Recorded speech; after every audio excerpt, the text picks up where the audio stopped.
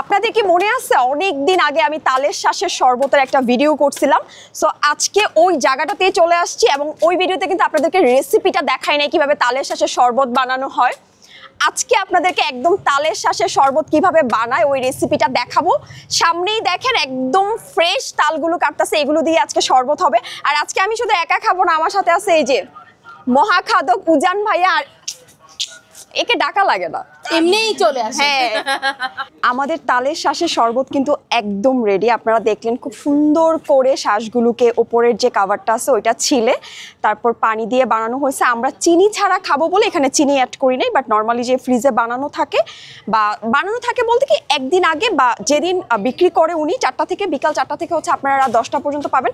So উনি হচ্ছে দুপুরবেলা বা সকালবেলা রেডি করে এটা ফ্রিজে রেখে দেয়, কারণ ঠান্ডা ঠান্ডা শরবতটা খেতে আরো অনেক বেশি মজা লাগে। তাই কিছু জিনিসের টেস্ট এক্সপ্লেন করা যায় না। ধরেন যদি আমরা ডাবের পানি খাই বা ডাবের শ্বাস, তালের শ্বাস, এগুলো প্রাকৃতিক জিনিস, তো এগুলার মজা কখনো কোনো ওয়ার্ড দিয়ে মানে আমি ডেসক্রাইব করতে পারি না। এটা আমার কাছে এত মজা লাগে। 25 টাকায় এত মজার একটা জিনিস, এত শান্তির একটা শরবত আমি আমার লাইফে খাই নাই। এটা এত মজা। তালের শ্বাসের শরবতের ভিডিও আমার পেজে আছে, বাট তারপরও এটা খেতে আমি এতবার আসি, আজকেও আসছি এবং আজকে আমি গেস্ট নিয়ে আসছি। আর আজকে একদম ফ্রেশ টাটকা চোখের সামনে তাল কেটে বানিয়ে তারপর খাইছি।